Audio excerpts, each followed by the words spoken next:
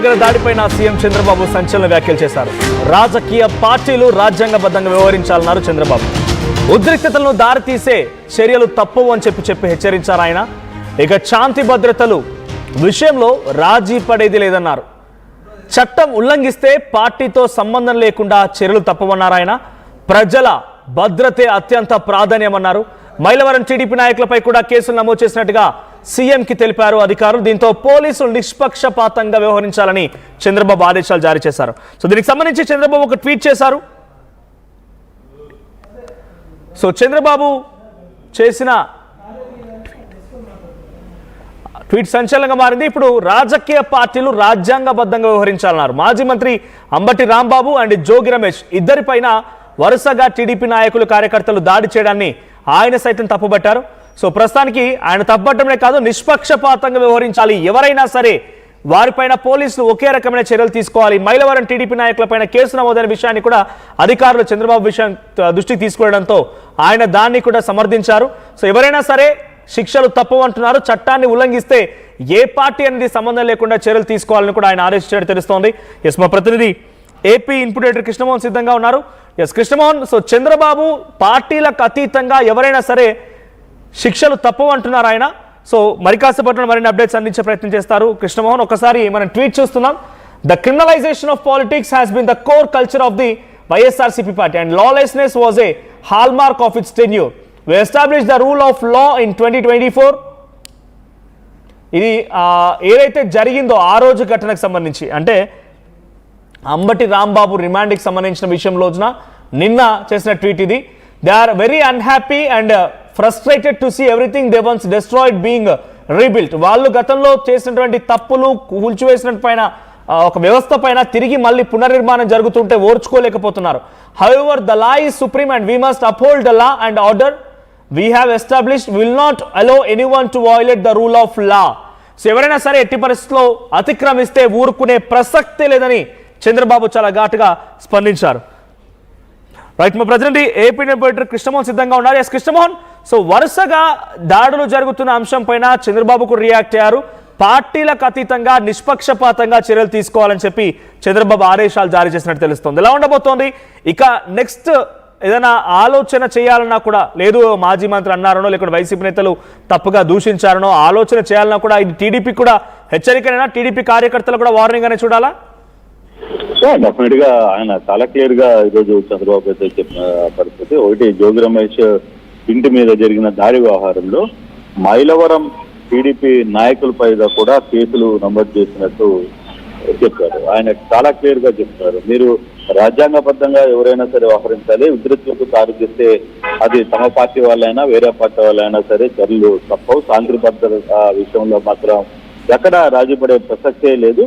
చట్టం ఉల్లంఘిస్తే పార్టీతో సంబంధం లేకుండానే చర్యలు తీసుకుంటామనేది. అంటే చంద్రబాబు ఈ వ్యవహారం మీద కొంత సీరియస్ గానే ఉన్నట్టుగా, ప్రజల భద్రతే అత్యంత ప్రాధాన్యం, అవసరమైతే మైలవరం పార్టీ నాయకుల మీద కూడా కేసులు కట్టండి అని చెప్పిన పరిస్థితులతో ఒక్కసారిగా అంటే ఈ వ్యవహారంలో పోలీసులు నిష్పక్షపాతంగా వ్యవహరించాలనేది చంద్రబాబు చాలా క్లియర్ గా చెప్పిన పరిస్థితి. అయితే ఈ వ్యవహారం చంద్రబాబు దృష్టికి వెళ్ళడం, వరుసగా 2 దాడులు జరగడం, దాని మీద కొంత విమర్శలు టీడీపీ మీద రావడం, వీటన్నిటినీ కొంత సీరియస్ గా ముఖ్యమంత్రి దృష్టికి అధికారులు చెప్పారు. దీనివల్ల కొంత డ్యామేజ్ జరగబోతుంది, డ్యామేజ్ జరిగే అవకాశాలు ఉన్నాయని చెప్పిన నేపథ్యంలోనే చంద్రబాబు సీరియస్ గా రియాక్ట్ అయ్యారు.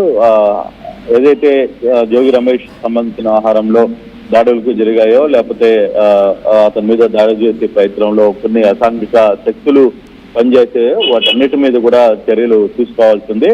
అవసరమైతే మైలవరం నాయకులు ఎవరైతే ఈ వ్యవహారానికి పాల్పడ్డారో వాళ్ళని కూడా దీంట్లో పూర్తిగా కూడా ఇన్వాల్వ్ చేయండి, వాళ్ళ మీద కూడా కేసులు పెట్టండి అని ఆదేశాలు ఇచ్చిన నేపథ్యంలో కొంత వ్యవహారం సీరియస్ గానే కనపడుతోంది. ఇక మీదట ఇటువంటి చర్యలు చేపట్టడానికి ఆంధ్రప్రదేశ్ లో వీలు లేదు. ఏ రాజకీయ పార్టీ అయినా సరే, అది మా పార్టీ అయినా ఇంకో పార్టీ అయినా సరే, ఎవరైనా సరే ఇటువంటి దాడుల విషయం మీద చేయడానికి లేదు అనేది ఆయన చాలా క్లియర్ గా చెప్తున్న పరిస్థితి కనపడుతోంది. ఇప్పటి వరకు అటు జోగి రమేష్ నివాసంపై దాడి చేసిన సంఘటనలో కానీ, అంబటి రాంబాబు నివాసం దగ్గర దాడి చేసిన సంఘటనలో కానీ ఎవరైతే దాడికి పాల్పడ్డారో వారిని గుర్తించారా పోలీసులు? ఎవరిపైన కేసులు నమోదయ్యాయా? అంటే ఇప్పటి వరకు కేసులు ఇక్కడ నమోదు కాలేదు. గుర్తించడం అనేది ఈజీ, ఎందుకంటే ఆల్రెడీ ఎవరు దాడికి పాల్పడ్డారు, ఏం జరుగుతుంది, వీటన్నిటి మీద కూడా క్లియర్ గా కొన్ని అంశాలు ఉన్నాయి.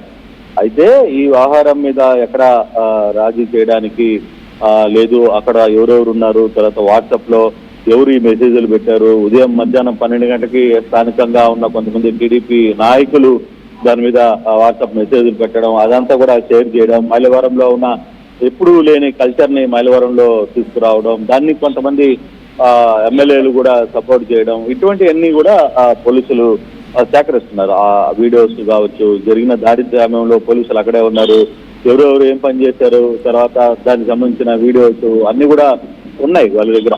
అయితే కొంత పై అధికారుల నుంచి ఆదేశాల కోసం వేచి చూశారు. ఇప్పుడు చంద్రబాబు క్లియర్ గా, ముఖ్యమంత్రి క్లియర్ గా చెప్పారు కాబట్టి ఇక యాక్షన్ తీసుకుపోయే పరిస్థితి ఉంది. ఎవరు ఏంటి అనే అంశం మీద మరి కాస్త అప్పట్లో కొంత నిర్ణయానికి తీసుకుంటారు.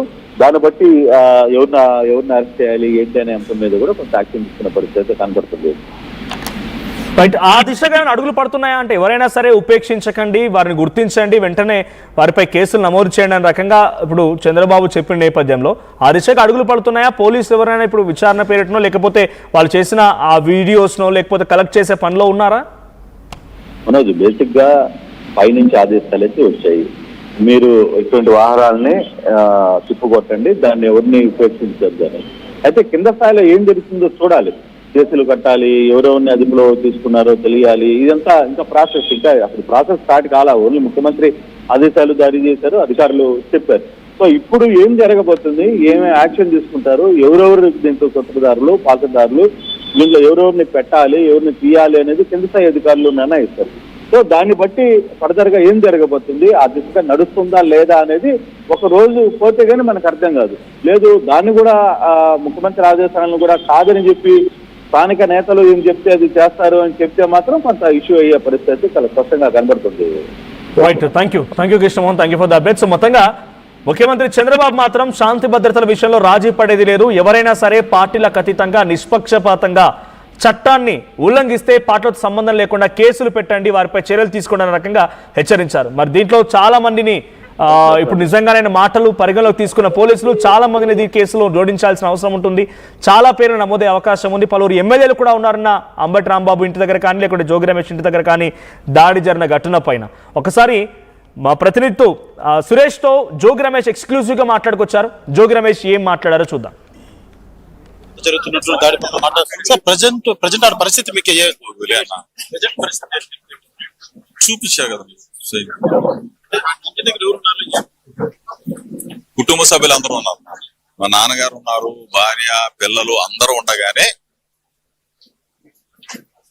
పెట్రోల్ బాంబులు వేసిన సంఘటనలు మీ అందరూ కూడా మీడియాకి మొత్తం కూడా చూపించాను నేను. దాడులు ఏ విధంగా జరిగినాయి, పోలీసులు ఏ విధంగా ప్రేక్షక పాత్ర వహించారు, లోకేష్ ఏ విధంగా ప్రేరేపించాడో కూడా మీ అందరూ కూడా తెలుసు. రాష్ట్ర ప్రజలకు మీ ద్వారా కూడా చెప్తా ఉన్నాం, లోకేష్ చిల్లర చేష్టలు మానుకో, పిల్ల చేష్టలు మానుకో, నీకు ప్రజాస్వామ్యం రాజ్యాంగం గురించి తెలుసుకో. అంటే ప్రతిపక్షంలో మా పాత్ర ఏంటి, మీరు చేసే అరాచకాలు అవ్వచ్చు, మీరు చేసే విధానాలను ఎండగడతాం, దాన్ని స్ఫూర్తిగా తీసుకోవాలి తప్ప జోగి రమేష్ మీద దాడి చేయాలా, జోగి రమేష్ కుటుంబం మీద దాడి చేయాలా, జోగి రమేష్ ని జైల్లో పెట్టాలా, జోగి రమేష్ ఇంటిని కాల్ చేయాలా, జోగి రమేష్ ని మట్టు పెట్టాలా? ఎంతమందిని చేయగలవు నువ్వు, ఎంతమందిని చేయగలవు? దీన్ని పిల్ల చేష్టలు అంటారు, కోతి చేష్టలు, కోతి చేష్టలు అంటారు. మానుకో దయచేసి. ఇటువంటి ఒక బలహీన వర్గాలు చిన్నప్పటి నుంచి రాజకీయాల్లో ఉన్న నా కుటుంబం మీద, నా మీద నువ్వు దాడి చేసేవే, ప్రజల్ని ఊరుకుంటారా? చెప్తారు. పోలీసులకు ఇంటిమేషన్ ఇచ్చారా మీరు? అందరికి చెప్పాను అన్న. ఇప్పుడు ఇంట్లో మంటలు కనబడుతున్నాయి సార్, ఇంటి దగ్గర మంటలు కనబడుతున్నటువంటి పరిస్థితి ఉంది. ఇంటి దగ్గర మంటలు ఉన్నాయి కదా, కంటిన్యూగా కాల్తా ఉంది కదా, పెట్రోల్ బాంబులు వేశారు కదా, మమ్మల్ని అందరూ కూడా చంపేయాలనుకున్నాడు కదా లోకేష్. చూస్తాం, ప్రజలు చూస్తున్నారు. ప్రధానంగా జోగి రమేష్ ఇంటి వద్ద జరుగుతున్నటువంటి దాష్టికాన్ని తీవ్ర స్థాయిలో మండిపడుతున్నట్టు కూడా జోగి రమేష్ తెలియజేస్తున్నటువంటి పరిస్థితి ఉంది. నా ఇంట్లో ఉన్నటువంటి నా కుటుంబ సభ్యులను చంపే